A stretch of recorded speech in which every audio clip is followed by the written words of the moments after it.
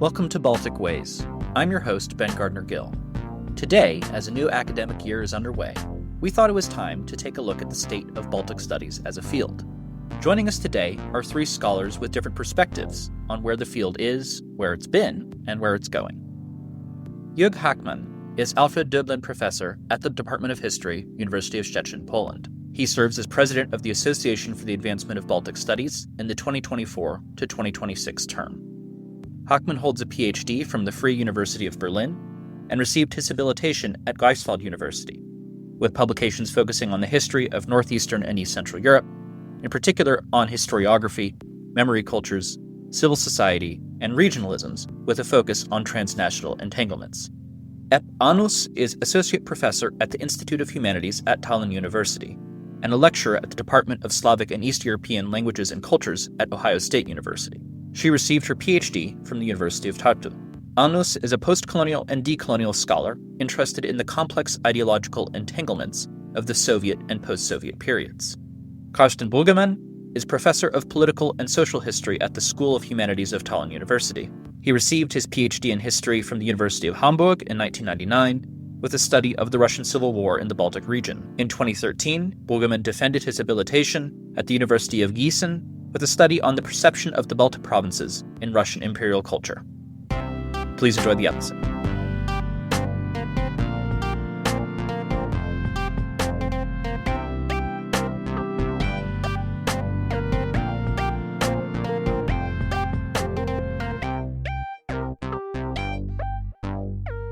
Jörg, Epp, Carsten, thank you so much for joining Baltic Ways. Jörg, we're just going to jump in right with you. You are the president of the Association for the Advancement of Baltic Studies, so it seems most appropriate to ask you, what exactly is Baltic Studies? Yeah, this is actually a very complicated question because there are various different understandings of Baltic studies or the Baltic region. If we would start with the Association for the Advancement of Baltic Studies, so there the background are exile communities of the three Baltic nations of Estonians, Latvians, and Lithuanians. So this would be one understanding.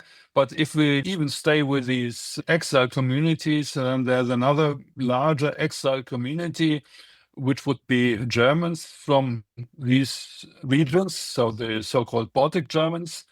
So this would be, let's say, a narrow approach, but then there are some more wider approaches.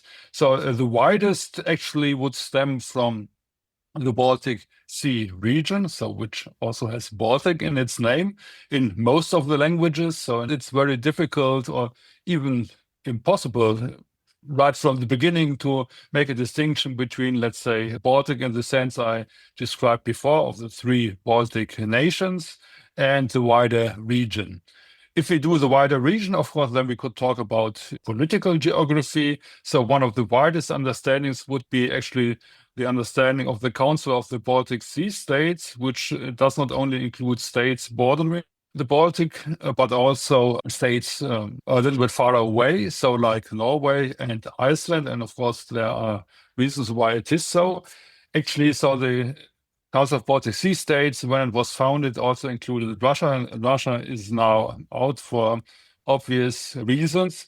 And this then would lead us to another understanding. So to what extent is Russia included in our understanding of Baltic? So you see there are quite a lot of diverging understandings. And if we would ask the Journal of Baltic Studies, so which is edited by ABS, so then we might find there an authoritative answer. But they say they focus on the Baltic states and the Baltic Sea region, which also implies so that there is a difference between the Baltic states, which they understand as the three Baltic states of Estonia, Latvia, and Lithuania, but also they include the wider Baltic Sea region. So this means we have these tensions in the understanding of Baltic studies. And I would also argue that this tension adds very much to the relevance of Baltic studies.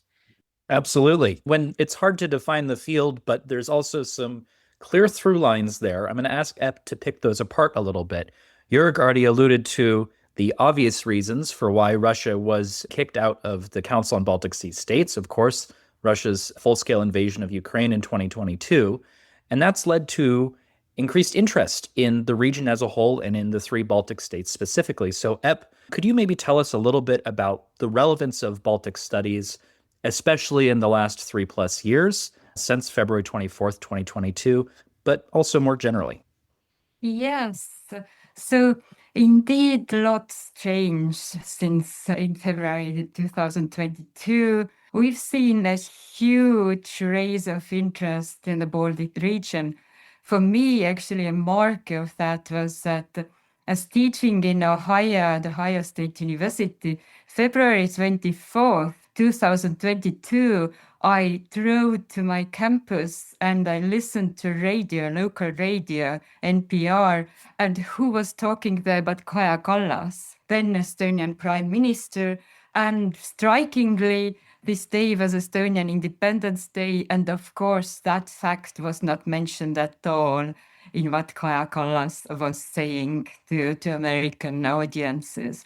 So that fact already for me, I think, is such a symbolic marker of the importance of our region. And I think it's scholars, it's our mission to make sure that this importance reaches further from politics. And as scholars, we can provide facts, we can provide history, we can contextualize. And there has been a lot of interest in that. We, for example, I think many of us have experienced that it's now way easier to publish books, articles, not only about the Baltic states per se, but also particularly about Estonia, about Latvia, about Lithuania. Whereas in 2010, it's like you come with a manuscript about the Baltic states. If it's not, okay, historians are always welcome, I think, but in cultural studies, they would say, yeah, sure, but why don't you extend to the rest of Eastern Europe? And now I came with a manuscript about Estonia in the 1960s to 1990s, and it was welcomed and was speedily published. So this is, I think, a very good marker of our era. And I think we have a mission, we have a role as part of NATO and the European Union as a region. We have more authority, and we need to talk, encourage the voice of our region also in larger terms to be audience. So I encourage us all to work like hell to publish a lot, to make our voice audible, because we are heard these days. Absolutely. I mean, we've definitely seen that across the disciplines, and Baltic studies is a interdisciplinary field. It's area studies. So there are historians, there are political scientists, there's cultural studies, there's linguistics, there's all sorts. I couldn't name all of them. Karsten, from your perspective, teaching in Estonia as a German, but also as someone who's engaged throughout the region, could you speak a little bit to Ep's points about sort of the relevance of Baltic studies as a field and the impact that's had? I mean, yes, it's a sad truth, right? I mean, this is how attention works. It's only really interesting when something happens or when something is about to happen. This classical headline, "Is Narva next?" This started already in 2014 after the annexation of Crimea, not the least because historians, and of course Estonian historians, first of all, they have pointed to the similarities in how this annexation of Crimea was performed, right? The similarities to the annexation of the Baltic states in 1940. And so you immediately have this connection to the historical experiences in this particular region.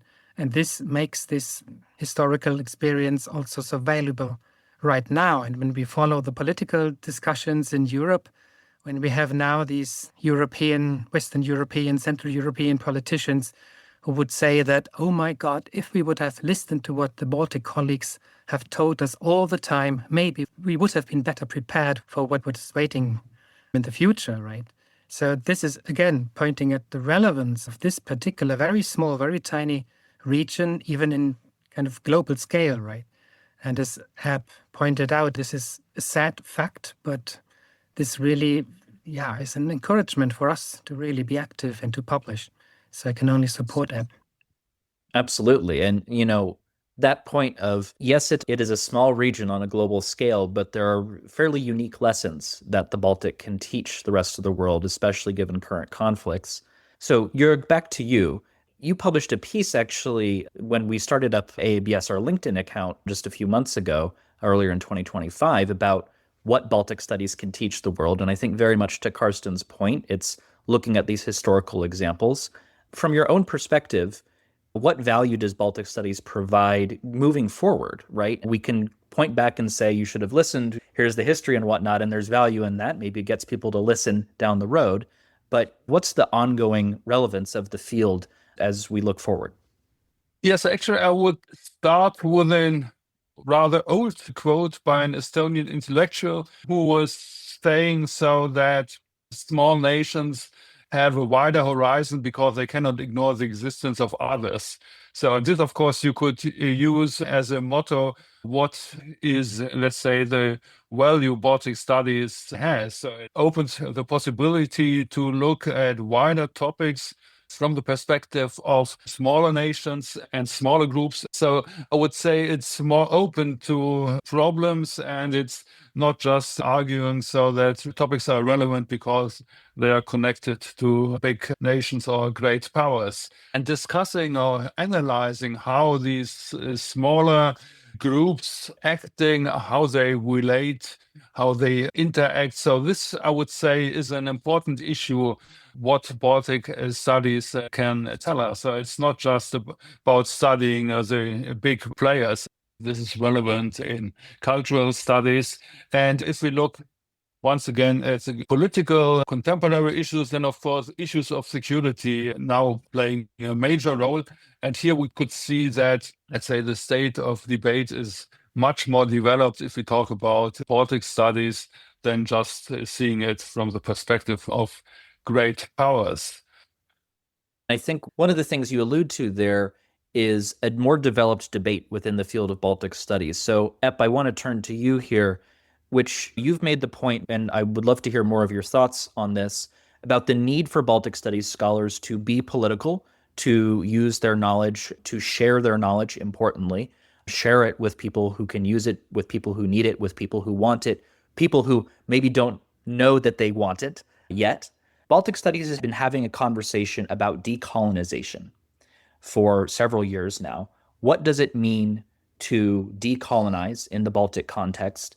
And how has that then informed the insights the field has provided to the rest of the world over the last few years? Yes. Well, first of all, I would start out with pointing out that decolonization can mean very different things. So it is very open to how you want to interpret that. And secondly, I would add that compared to some other fields, for example, Slavic studies or East European studies per se, Baltic studies have always been actually more alert to questions of power, struggles, questions of colonialism, etc. We had, for example, already in 2006, Violeta Gelertas edited the volume Baltic Postcolonialisms, which has become an important volume for other parts of Eastern Europe to think through their pasts. So we are have been ahead of the curve. What would it mean to decolonize now after 2022? Well, first of all, it's very clear now to talk about Russian imperial aggression. People take it more seriously now. So before that, there was a vast majority was like, yeah, these ultra-nationalists there in the Baltics, you can't take them seriously. Now, as Karsten was saying, the reaction is rather, why didn't they listen to them earlier? So while being ahead of the curve, there's still a lot that decolonization can do. I mean, very typically, what is meant under this, just generally in Slavic studies, in East European studies, is overcome the distortive tendency to Russianize the history of the region. And this work actually Russia did already fast, because since Russian archives are now basically inaccessible, we don't anymore have this scholarship that makes great claims about the Baltic states while only looking at Russian sources, which used to be one possibility. So decolonize would mean actually to listen to different local voices, be attentive, make sure you just do not run over these local peculiarities with some kind of imperial gaze, which typically has been Russian imperial gaze. But I personally have also tried to stress that we should add more. We should think about decolonization with alertness to ecological issues, also with a focus on ecosocial relations, nature-cultural continuities, to look at colonial ecological violence, etc. So I think each scholar needs to find his or her their own way how to approach it. But this basically is a question of agency, right? It's a question of listening, being attentive, and not just running over the localities with some hegemonic perspective. Karsten, I think this is your turn here. I just want to add a few points. I mean, basically, I completely agree with App that the term as such, colonial decolonization or decentering Russian studies and things like that, all of this has its own history, right? I mean, I quite vividly remember the early 90s when the agenda was basically the same, to give those non-Russian peoples in the former empires agency and its own voice, but we didn't call it decolonization at that time. But this was the first time when all these languages were taught for the first time, at least at my university in Hamburg. All of a sudden, it was possible to study Estonian or Ukrainian or things like that. All of a sudden, money was there. But of course, this was a kind of short-term experience, because after 5 years, the money was gone and the threat from Russia was regarded to be away in a way. And so we do not need to take care of all these smaller countries in between, right? Concerning the question how we might decolonize or how we might look differently at the agenda for Baltic history, I mean, one of the points that I would make is that usually if Baltic historians, and including those who are not coming from the Baltic states per se, how they approach imperial realities, this is basically a bilateral topic, right? This is our countries, Estonian, Latvian, Lithuanian relations with the imperial center. And this, in a way, is an answer to this whole idea of being subject to colonial rule. I completely understand. But what we tend to forget is that at the same time, there were all those bilateral and multilateral relations outside the center, encircling the center, if you like, right? This is something that I have called in a piece that I've written immediately in 22, the transnational peripheries. And as Ed mentioned, the archives in the center are closed, but the archives in the peripheries are open. So this is also something that we could really envision as a project for the future. Learn different languages. I mean, this is always the problem, even if modern technique is really ready to help us in this way. But we could rather go to Yerevan or, I don't know, Tashkent or something else. Jörg, I think that gets back to your point as well about Baltic studies can be defined multiple ways, right? Yes, most traditionally, it's the study of the three Baltic states, the Baltic nations, their diaspora populations, but obviously has expanded more. As president, that's been one of your big focuses for AABS, which is to think about how these connections around the region in a broader sense of the Baltic Sea can really enhance our understanding, not just of the Baltic states, but of the world more generally. Could you talk a little bit about what that looks like for Baltic studies to do that expansion, some of those successes, some things that we've learned from doing that in the last few years? Yeah, so actually I would start once again going back to the fringes of the Russian Empire. What ABS started immediately after the full-scale invasion was organizing webinars on Baltic Ukrainian topics. And for the first moment, you could say, okay, so this was some kind of a political reaction. So we had to do something. And what could we do? So we could organize debates. So, but when we did these Baltic Ukrainian topics, it turned out that there's also an added academic value in this. So we had topics about the development of civil society, could compare, let's say, things going on in the Baltic republics and late Soviet Union with developments going on in Ukraine. Of course, security issues. It makes sense to put security topics on the, let's say, Baltic Ukrainian axis together. And starting from this perspective, you could, of course, think about more such axis of expansion of Baltic studies. So one thing could, let's say, go to the other fringes of Russia. Another issue is in security terms, so that there have been ideas comparing the, let's say, political structure, the history of the Baltic Sea region with the South China Sea, where you have similar, let's say, historical structure, one great power and lots of smaller powers around. So how do they interact and so on? So this means, depending on the questions we develop, there are various ways how to expand. What is more traditional has been discussed is the connection of Baltic and Scandinavian studies. This has been done in various ways. So it has been done at conferences in the US also, but also in France and Germany and elsewhere. And what we see there, that there are, of course, a lot of historical topics which could be discussed in this broader Baltic Sea region understanding. But also today, definitely political issues, security issues. And what we see there is that the more active partner in these debates, so usually it comes from the smaller Baltic region, so from the region we discussed so far, so Estonia, Latvia, Lithuania, but with the interest of having a broader field of discussion. And this then turns out that there are people in Scandinavia, in Poland, definitely in Finland, who are interested in doing such things. And this is something which we try to promote with the Association for the Advancement of Baltic Studies in having joint Baltic Scandinavian conferences in the US. And actually, if we would look at the last conference organized in Cambridge, there were quite a lot of topics which covered the broader Baltic Sea region. And there was, of course, very much sense in submitting such papers to a conference on Baltic studies, which probably would have been the case some 15, 20 years ago. Right. I've certainly noticed that change over the last few conferences, right?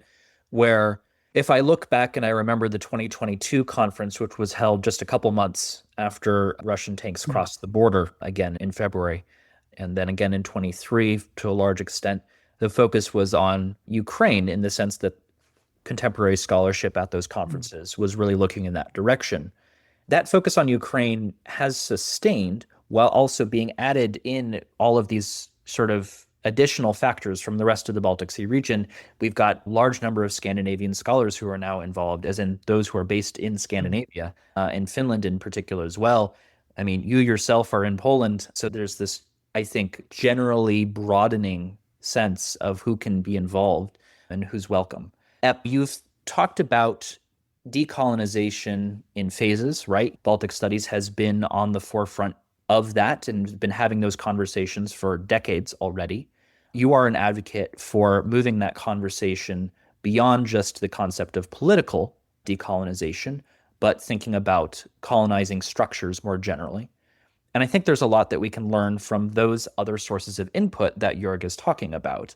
What do you see as the future of those conversations within this broader structure of Baltic studies beyond just the three Baltic states? Yes, I very much support Karsten's ideas of looking more into how different, maybe, for example, different parts of the Soviet Union interacted vis-a-vis imperialism. For example, in a couple of weeks, I will be in Ukraine and we talk about the descent, me in the Baltics, and we have perspective from Georgia, from Czechoslovakia, and from Syria. So that's going to be incredibly interesting. That would be one way. Indeed, there's collaborative projects that go beyond our region. And I think another topic that I've been myself more interested in these days is interimperiality. So how different imperial powers collaborate and how their collaboration creates this interimperial invisibility where smaller states can just disappear as insignificant, right? And this, we have seen it very clearly since February in this correspondence and exchange of phone calls between Donald Trump and Vladimir Putin. I find myself being more and more interested in this question of American imperialism vis-a-vis Russian imperialism, and what do these interactions mean for smaller states? And for future, thinking back, for example, as Carsten was saying, we have historically been in the situations of danger or change many times. But comparing to 1980s, for example, there was so much hope towards the better future. And now it's very, very hard to see something very beautiful and bright ahead of us. And then it's a question, how do we deal with this temporality of gloom, perhaps, if you want? Karsten, I'm not going to necessarily ask you to make us feel not gloomy, but maybe to just share your perspective as well and what you see as the future. Maybe if we think about it in terms of ensuring the visibility of small states amidst these times when it seems like they are being made invisible again in some degree. It's hard to say anything about the future, to be honest. I mean, this is not my profession, right? If we follow the pattern that I have already mentioned, that always needs to happen at the same time, actually, I would really prefer that the Baltic states, they are somehow vanishing from the center of attention, right? Because this would rather signal a kind of positive development or something. So it's really hard to say. I mean, from my own point of view, what you really realize, especially if you are in the field already for a longer period, right? When I was thinking about in my second book, my habilitation, about the Russian imperial view and perspective on the Baltic region, and especially Estonians and Latvians and Baltic Germans, I would never have thought about that this topic might be so political right now. Because what I was dealing with are all those historical arguments that Russian nationalism developed in the second half of the 19th century, which are there in the present, right? I mean, they are ready to be used by the regime in order to legitimate any kind of attack on the Baltic states. And when I was dealing with this topic, I thought this is, as many of us, I was quite naive, right? This is long gone, and it's only, like Eb has said, something for right-wing extremists, right? But nowadays, it's common sense in Russia. And I have to admit that I did not foresee it. So don't ask me about the future. I should have known better as someone with historical training myself to ask a historian to predict the future, but here we are. So as we're closing up here, I just want to go around for one last sort of set of remarks from everyone and just sort of what they see. I will say the word future again of Baltic studies, but maybe just what comes next. And maybe to end on a cheerier note, what you're maybe excited for, what you're looking forward to in your own scholarship, that of your peers in the field more generally, or what it can provide. Jörg, we'll start this last round with you. Yeah, definitely. I would argue with Carsten. So I would be happy to focus, let's say, on my scholarly interests and not having in mind whether I should rather leave the scholarly topics aside and do more political things. But so we have to have this in mind, so that what we are doing now, we have to make a choice. And of course, let's say, make the choice and leave the academic world and be politically active is maybe not the only thing we can do. But this then would mean that in choosing topics, so we have to look for the political relevance. And actually, so one thing I'm asking myself already since the full-scale invasion started, what happened to all these debates we had in this, let's say, peaceful revolutionary period of the 1990s. So when we were talking about soft security and, let's say, following rather Scandinavian debates and things that, so there's a bright future ahead of us. And looking at this today, so we definitely see this, there was some illusion, but just calling it illusion maybe is not the full story. And let's say rethinking these debates and open up a window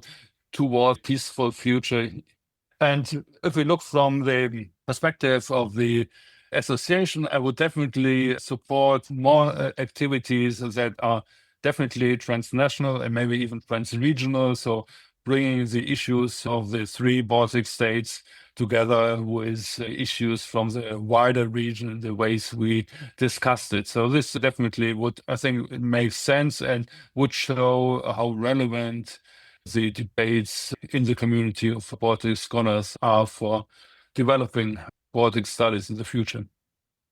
I think that some of that is already starting to germinate. That's already starting to show up. So it would be natural for that to continue. Ep, over to you. Yes, so just to continue from what Jörg was saying, I'm looking forward to forming new allegiances, to finding, I have already since the beginning of the full-scale war, I have found so many new friends among Ukrainian about Kazakhs or Czechoslovak, or even scholars from the Baltic region whom I was not as close as I earlier as I am now. So I think these new energies can be very, very precious and very valuable, and they can provide something pretty great as soon as this Russia's imperial monster has somehow been a little bit gotten under control. But I think there is hope for new scholarly energies and new wonderful collaborative projects. Wonderful. And Karsten, I'll have you have the last word here. What are you looking forward to? Famous last words. I mean, I completely agree with Ep. Yeah, I'm just about to meet a colleague from Yerevan next week here in Tallinn, and we plan to go to Yerevan in autumn. So this is also very exciting. I mean, this may have not originally something to do with Russia's aggression, but of course it's under the shadow and under the impact of it anyway. So this is one of the new trajectories that are opening up because people are not able to go to Moscow anymore. Usually people would meet in Moscow, even from Armenia, but nowadays you have to go the other way around, and this is also exciting. On the other hand, what I'm really looking forward, I'm just in charge of a 5 years project researching everyday life in the Soviet Union. And what is another thing that Baltic studies can contribute to on a more global scale is the study of resilience, right? I mean, how do you perform your own agenda under Soviet oppression?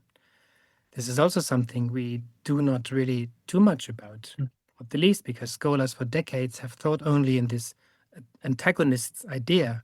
On the one hand, oppression, and on the other hand, you can either be a collaborator or you have to resist, right? But of course, this is far from any kind of human truth.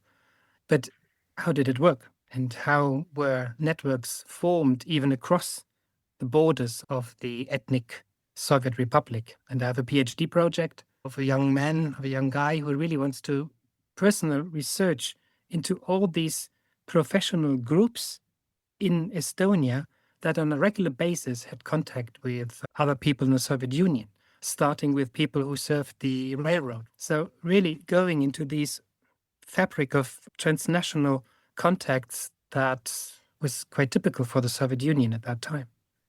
So this is maybe even a kind of positive note on our conversation. Absolutely. And I think that's a really good place to end it. I think what we've heard today is that there is some doubt, there is some uncertainty given the geopolitical situation that we face in the field and more generally just as citizens of the world. But there are a lot of things that have been uncovered in the last 3 years for Baltic studies, a lot of new opportunities, new scholarly adventures, and ultimately there's some bright light down the road. Some new possibilities that we might find, some new scholarly discoveries we might make, and I think that's a great place to leave it. So Jörg, Ep, Karsten, thank you so much for joining Baltic Ways. Thank you, Ben. Thanks. Thank you. Thank you. Thank you for tuning in to Baltic Ways, a podcast from the Association for the Advancement of Baltic Studies, produced in partnership with the Baltic Initiative at the Foreign Policy Research Institute. And note that the views and opinions expressed in this podcast are those of the authors and do not necessarily reflect the policy or position of AABS or FPRI. Subscribe to our newsletters at aabs-balticstudies.org or fpri.org/Baltic-initiative for more from the world of Baltic studies. Thanks for listening, and see you next time.